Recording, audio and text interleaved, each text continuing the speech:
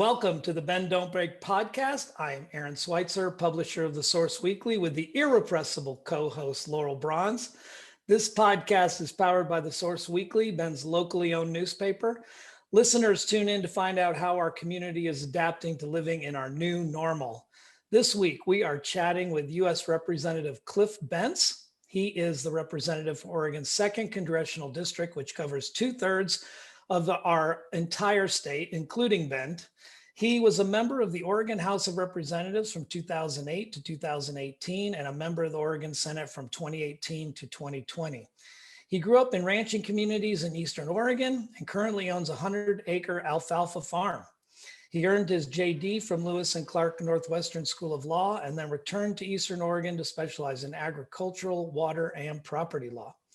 In 2019, while serving in the Oregon Senate, he helped lead the Republican walkout against the cap and trade bill to reduce greenhouse gas emissions in Oregon. I was curious to start off, how are you adapting to life as a politician in Washington, D.C. now? Well, I'll tell you, I went to Washington, D.C. to see what Congress was truly like, and I've learned over the past month and a few days that on the one hand, it's similar in many respects to Oregon's legislature, but in so many other ways, it's extraordinarily different.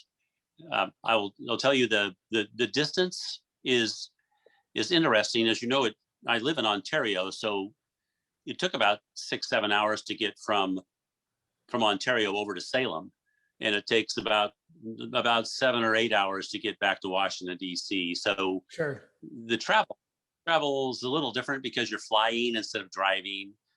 So that's slightly different. But the sheer scale of people, in other words, there's 435 congressmen and women, and there were only 90 of us in Salem, 60 representatives and 30 senators. And of course, we have the pesky governor you mentioned earlier. But we've got so many more people that you have to get to know, and you got to get to know them, and it's really a challenge, particularly when people wear masks. I'll tell you, it's right, a challenge. Yeah, Representative, how does your staff compare now to the staff you had before? Like when you get to Washington, it must be much larger for you. Well, I had one staff member here in Oregon full time, and now I have between 16 and 17. It's wonderful to have help, and I've got some great help. I have as well. You know Nick Strader, he's a good guy. Mm-hmm. Kaylin Pay is my deputy back in DC. She's great. The folks that I'm working with are all really hardworking, very dedicated, and I'm very, very lucky to have them. You were appointed to the House Natural Resources Committee, which matches well with all of your experience in land management and agricultural. Given that the federal government owns 53% of all the land in Oregon, mostly Forest Service, what are some of your perspectives on how this land should be managed now that you have more leverage over it? Well, you're correct. I was appointed to the Natural Resource Committee, and I think I'm going to be on the Water Subcommittee and perhaps the Public Land Subcommittee. We don't really know yet. However, I'll be in the minority, and of course I'm accustomed to being in the minority since I was in the minority all 12 years I was in Salem, not one day in the majority. So exactly how much I'll have to say about how public land is or is not managed is a real question. I will tell you this, though. One of the things I've learned, both in the legislature when I had my Senate district, which was large, and now this district, which is much, much larger, is the incredible differences between places like Bend, which, by the way, Bend is beautiful, Sisters is beautiful, Redmond, that whole Central Oregon area is absolutely gorgeous, and it's. But I was on a Zoom call. I've been on a bazillion Zoom calls just like you, and people from all over the United States know where Bend is, and they love Bend, and for good reason. It's beautiful. The challenge in dealing with public land that surrounds Bend is making sure you get it right, because you guys' focus on recreation is far greater than is the case as you go almost any direction. It's not quite right. Down in the Ashland area, there's in Medford, there's equal pressure, I think, for more attention paid to recreation. And I'll just tell you, that area deserves an enormous amount of careful thought, because cattle and hunting do a certain amount of damage to land, but people can do a lot more. And so you have to be really cognizant of how we're going to manage this ever increasing number of people. But at the same time, Bend runs on recreation. So one of the challenges for me is to make sure I understand what Bend wants. What do you see as your biggest priorities for your district? Well, of course, the first one is trying to recover from COVID and to get people vaccinated. That's the most important thing. I mean, it just dwarfs everything else. I have not gotten my shots yet. I will get them as soon as they reach the age level where I can point at my age and say, hey, that's why I'm getting the shot. You don't have to tell us when that level's coming. No. It'll be a long. Yeah. Anyway, the bottom line is it's COVID, and the second one after that, and it is fire. Fire is got to be you guys particularly. Well, actually, everybody in the district is subject to fire. I was looking at some materials this morning that show how we can measure the amount of carbon in forests that surround cities, like let's say Sisters or Black Butte. And we perhaps, I hope, can start telling people the degree of risk they're running by just living where they're living. And this is something we should be doing right now so that people understand that after COVID, fire has got to be right up there. Water's the third thing. And of course, I've focused a lot of my law practice on water a lot of the time in legislature. So I look forward to trying to continue to help Central Oregon with its water challenges. And to that end, I hope we can find some additional funding for I think it's the Pilot Butte Pipeline project. That's a wonderful addition to you guys' space, and it needs to be fully funded. Right below COVID, probably on the media radar, is the discussion about the divisiveness that the country's experiencing in their national politics. And as a freshman rep being kind of thrust into that spotlight, what are your initial thoughts about how we overcome that divisiveness? Do you see a path forward for that, or anything that's changing as you start in with this under this new administration? Well, I would just say is I do an enormous amount of reading. If you can tell by looking behind me here, books. This room is filled with books. I subscribe to I don't know how many different periodicals. I read all the time, and I try to keep up as best I can with electronic media, but that's just almost impossible. But what I have noticed is that the media trends toward what's most exciting, and that's generally not people getting along. It's generally just the opposite. And so there's kind of some odd reinforcement going on with things that drive people apart. And I wish that were not the case. I wish we would be focusing on kumbaya as opposed to all the negatives that seem to draw the attention of social media and perhaps not perhaps, and of course the press. So what's happened, as you well know, is in your space is politics has become entertainment, and everybody has their cell phone in their pocket, and every other minute can be looking, if they want to be, at people arguing over things in Washington D.C. or wherever. And does that lend itself to why we're more divisive? perhaps. There's some other things. The more involvement of more people, the more challenging it is to try to figure out how to get everybody together. And for years in my law practice, I worked with different families trying to bring them together to get the family ranch or the family farm or the family business moved from one generation to the next. And just bringing 20 or 30 people together was an incredible job. I used to have a team of people I would bring in, and the last one we hired was a psychiatrist for myself, because the challenges were so great. I'm joking, by the way. I never did hire the psychiatrist. But the point is, it's really, really, really hard. And so the problems that we should be focusing on, how about China? There's a good one. That does not lend itself to easy solution. Or how about talking about Medicare for a minute? We've got to fund Medicare, but man, is it expensive for those next generations coming along. So each of these problems really, really, really difficult. And it's a lot easier to talk about people not getting along than trying to figure out how to solve problems like that. So anyway, I haven't answered the question very well, but I'll just tell you, I'm going to DC to try to make a difference on the ground. And that means reducing COVID, getting people vaccinated, getting kids back in school, and doing our best to reduce the chances of little cities burning up.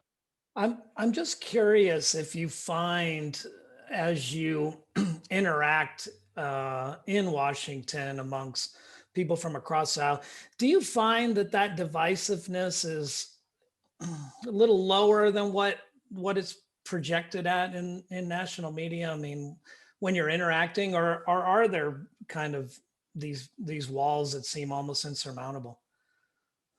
I would strongly recommend going to answer your question. I would strongly recommend that people go look at my first Judiciary Committee meeting, which just happened last week. Sure. Go look at what happened in that meeting to get a glimpse of what you just said, and look at the exchanges between the people in that, the congressmen and women in that meeting, and listen to the outrage and shrillness of the exchanges. It was quite an education for a brand new person. I did Sure. not choose to testify on any of those issues, because it's been my approach to be super careful in trying to learn first and listen. And but please, I would recommend it. People can go online and pull down the first judiciary meeting, which happened last week. It was supposed to be just to adopt the rules, and it turned into a couple of hours of exchanges. And that answers your question. It doesn't answer it the way I think any of us really would have wanted. And by the way, I'm not suggesting that people shouldn't share their feelings and be pretty direct in how they say things. I'm okay with that. But man, I'll tell you, there's going to be a real challenge to try to get through a lot of what's before us to get at the problems we're facing. Well, we'll put a link we'll try to put a link with the story and podcast to go to that, so people can get a firsthand look. So I appreciate that. Thank you. I think it's a great idea. So given that the media system that you just described is increasingly divided, and there's almost like these two different versions of history depending on what one's political affiliation is, we should discuss your perspectives on the Capitol riots and your vote to object to the election results in Pennsylvania. So a large majority of Republicans in the U.S. believe that the election was stolen. And can you explain the rationale behind this belief, and talk about if there's any steps that we should be taking at a federal level to ensure that elections are more secure and that more people have the right to vote? Well, let me simply say first, so the record is extraordinarily clear, I object to any kind of violence in the sphere of protest. I support political protest. I do not support violence, and that's been the position I took back when, you may recall, the occupation of the Malheur bird refuge. Right. I took an absolute position opposing any violence whatsoever. And then throughout the course of this summer, I took a absolutely clear position opposing the violence in Portland and other cities across the United States. I want to make it very clear. I support the right to protest. I do not support stepping over the line into violence. That's simply wrong and reprehensible. I condemn it totally. And watching the mob invade our Capitol was one of the saddest moments of my life. watching that happen. I was not on the floor. I was in my office at the time. We'd been asked by Speaker Pelosi to stay off the floor unless we were going to speak, so we could reduce the chances of COVID transmission. So we were in our office as we watched with horror and saw what was going on. What I had done, and I listened carefully before I'd vote. People come in and say, "How are you going to vote?" I go, "I don't know yet. I'm going to listen and see what we're going to do." What my team and I had done was go through carefully the 6 states that we understood were going to draw an objection. The first one was going to be Arizona, and the mob came through the windows and doors and everything in the middle of that Arizona argument. So we went back afterwards 5 hours later, and I voted against the objection when it came to Arizona. Why? Because my team and I had determined the only foundation for an objection to any of those 6 states was if they had violated the Constitution. And we determined that the only one that had done so, that had been violative of in its its election process, was Pennsylvania. And that was the reason for my vote. And you can look at my press release. I've called out exactly what I did as clearly as I could in it. Yeah, thank you. Getting back to more local, Bend has become a Zoom town. We can't do a single podcast without using that phrase regarding the state of our city. What are your thoughts about the increased role that Bend is playing in your district? And it seems to have an ever increasing influence. The population's exploding. How does that affect the way you're going to be representing your district? Right. Well, before COVID, my plan following winning the primary had been to spend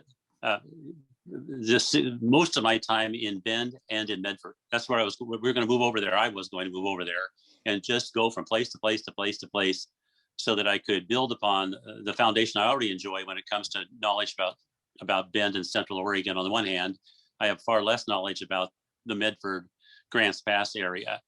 The reason I know Central Oregon so well is my family we've been in that space for years. I practiced law in that space. My sister lives out in Crooked River Ranch. I don't know how many weekends I've spent on Mount Bachelor skiing very badly, I might add. But I know that space. I have great friends that live out of Black Butte, great friends that live out at Sisters, great friends in Prineville. I'm serious. That area is hugely important to this state. And frankly, I think it's important to this nation. It's a beautiful, beautiful space. And by the way, I assisted in 2017 in putting $50 million in the transportation package, of which I was co-vice chair, but it might as well have been co-chair. I made sure we put the $50 million into your Cooley interchange, and that was the foundation for the $60 million that came along from the feds later, and you need another 150 or something to finish it. And that's just, as you well know, you're never done with the transportation system. It's a constant effort. And I had hoped to get on transportation infrastructure in Washington, D.C. I did not get on that committee, but had I been on that committee, even now, I'll be doing what I can to try to help Central Oregon manage its significant traffic challenges. But Central Oregon is an absolutely key part of this state, and I'm so happy it's part of my district. Do you feel like there's anything the federal government could do to increase internet access in this area? You know, with all these telecommuters, a lot of people say that, we need something that can reach out into the rural areas, and that maybe it could be something like happened, post Great Depression with electricity. The rural electric bill, Lyndon Johnson. So those concepts are ones that I want to pursue.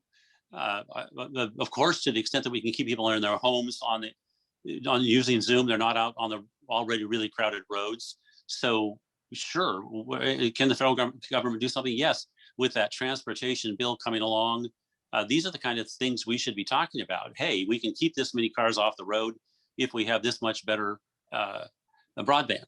And then as far as rural areas go, we, in my district, my Senate district, before I went into the House of Representatives now, looked to see what areas in Oregon needed that kind of help. And we would be building on that kind of foundation to make sure kids and families and businesses in the rural areas enjoy what now is it's you better have that kind of access or you're just out of luck. You've got to have that kind of access. So tell us a little bit more about the House Judiciary. You mentioned that you'd had a meeting so far, and we've been talking a lot about Section 230 regarding social media, which is something that you may be called to weigh in on in the future. So it's been a really hot topic in connection with the Capitol riots. And the argument against it is that it gives social media companies too much protection and that they should be held legally responsible when their users incite violence or promote racism. But the conservative side has different arguments against it. What are your thoughts around social media accountability? Well, I'm so fortunate. I mean, I'd say that again in a few months, but I was put on intellectual property subcommittee and the antitrust subcommittee and judiciary, and I am happy for that. Now, I'll tell you that those aren't the classes I took in law school, and that's not the area I've studied or practiced within in my years of being a general practitioner in Little Ontario, Oregon, in my little 10-lawyer law firm, of which, by the way, I'm no longer a part. But I look forward so much to learning about how we best address the issues you just raised, because they are really, really important. But I know one thing about intellectual property: it's complicated, and antitrust is worse. Actually, I'm not sure which one is the worst. They're really, really tough areas. And but I so look forward to trying to sort them out and reach a point where free speech is protected, but at the same time, we don't have damage being done to people. As it's so easy now. It's so easy to ruin somebody. It's so easy, and we've got to figure out how to control that in a way that's consistent with our constitutional rights, but at the same time doesn't put people so much at risk. Yeah, it's such a big issue these days, and almost impossible for anybody coming into elected office to actually come from a background where they do have experience and intellectual property rights and monopolies, and understand the trends that are happening at Twitter, TikTok, Facebook, social. I mean, I don't envy you the position, but I do know from a media standpoint, and what we talk about here, Laurel and I, all the time, is that from a publication standpoint and a traditional media standpoint, it's incredible to us that those social media companies get away with a liability waiver that they do as they currently stand. So I think all of us are looking for some kind of modification, but in the same way, none of us are experts, and I don't envy you your position. Well, I'll just tell you, that was the issue you just raised, Laurel just raised, is exactly the issue that I discussed with the ranking member, that is the one at the top of the Republican heap in judiciary, just 4 days ago. And it was the first conversation, a great guy, and we spoke with him at some length about it. He said, "What do you want to do?" And I said, "I want to learn." And so I'm pulling together the books and documents and the white papers, and I'm starting to do that.